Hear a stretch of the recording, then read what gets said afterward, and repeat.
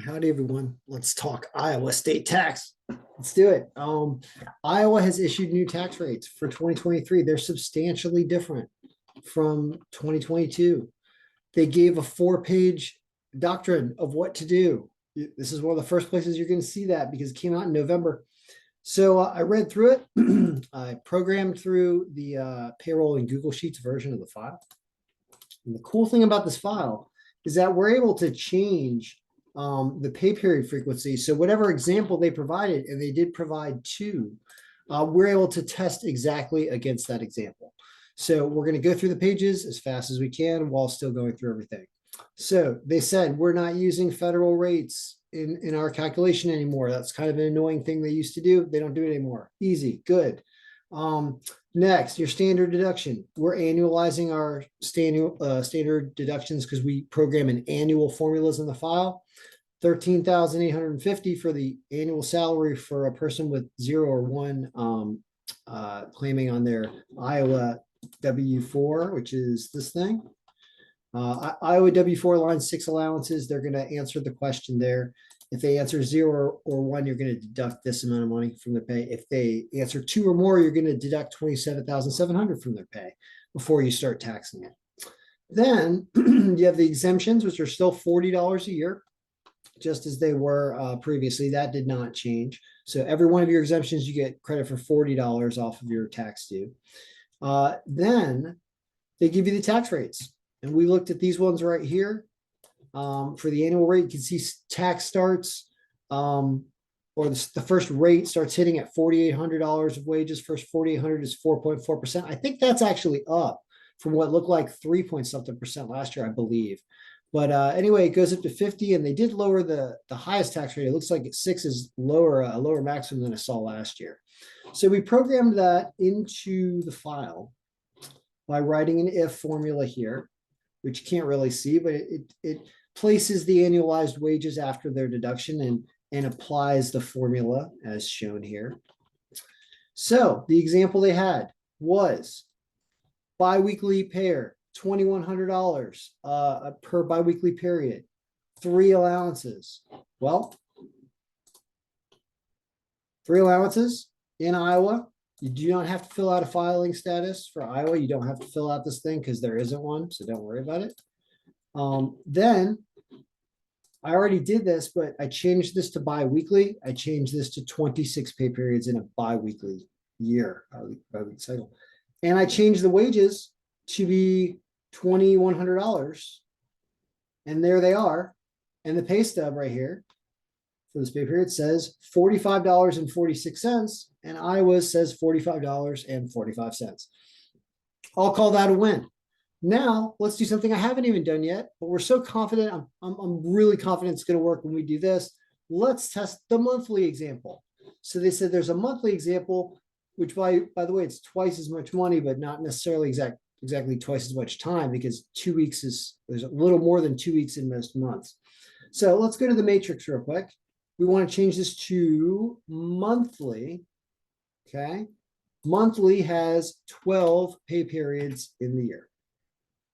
You're going to see there's this green bar over here that's going to show the processing, because we're doing a ton of things that are actually changing fundamentals. See, it's even going again because it's reading the second cell, which is a massive cell. It's connected to a lot of different things going on in this file. So it's actually processing to adjust the file to get it to do this, but it works. I mean, it's not long to wait, seconds, right? So we've adjusted this now, and we're going to say the first paycheck was 131. I think, or maybe 1-1. Maybe, yeah, let's go with 1-1. I think it's what I'm supposed to do. 120. Well, let's do 22. I still haven't programmed this to totally work with 2023 dates yet, but so we'll say that this is the first paycheck, and we're going to go and look, see if we have a pay stub where we have to now adjust it. So we go to the pay period record sheet, and we find this pay period where we're going to put $4,200 in there. It's right here. We have one for 2,100 that ends on 2/28. Yeah. Yeah, we were supposed to, don't worry about it. It's fine. So 4,200 is what they said. right? 4,200, same scenario, right? Sorry, 4 allowances claimed on this one. So we got to go change this to 4 right here. And I believe we're going to be ready. Go to the pay stub and we choose the new pay period of 228, which is this period. There's 4,200, 75.21 I withholding tax. Uh-oh, we're slightly off. So what happened here? What happened here? 3.33 times 4. All right, that's probably right. Ooh, we are off. So what's going on? Well, let's figure it out. So they're saying that $1,891.67 is taxable. Let's go and make sure that we have that same amount as what we are taxing, or whether there's something I didn't think of. This is the only place you're gonna be able to test this right now is with what they sent out. They haven't sent out anything else. So in this pay period here, we have 22,700 over a 12-month pay period. The 12 months in a year. So we're going to take this, if it'll let us, take it and divide by 12, because that 1891 is supposed to be on here. It is. So that is the correct taxable amount. So they're saying that it's 1760 plus 4.82% of 1891 minus 400. Well,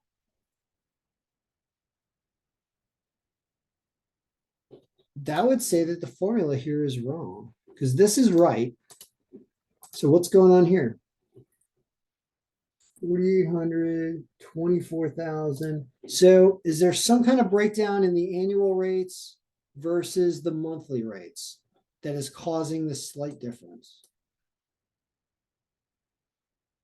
I don't know the answer to that. I'll let you know.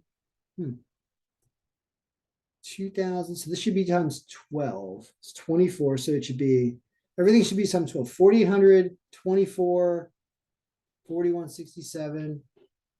It's 4,800 right here.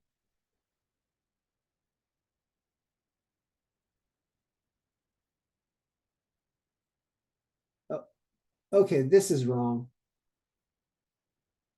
This is wrong. I see what happened. So I did type it in wrong. Good thing we checked. Whoops. Here's what happened. I typed in this number wrong in the formula. So the first thing you're supposed to do, I think this is what happened, is I left one in from previous. So I said if it's less than 4,800, you're supposed to do that. Then the next thing you're supposed to do is if it's less than 24,000. Well, I put less than 3486 for some reason. I wonder if that's part of it. 24,000. Then you're supposed to do that minus 4,800.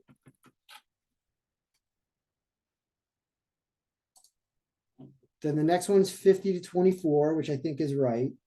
1136. Yep.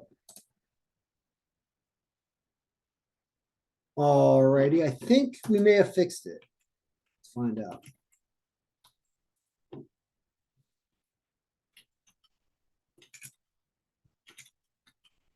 So now we're going to double check what our answer is. It's now 7617, and the answer was 7618. Off by a penny is always okay by me. So we just troubleshooted and we got Iowa done. I hope I taught you how to do Iowa tax rates and how to formulate it and how to get it right. We now match both examples, so it's good enough for me at this point. We're making payroll easy. That's Iowa tax rates for 2023. I'll be continuing to go through states until we get them all done. All right, good luck. Payroll should be easy and we're making it so. See ya.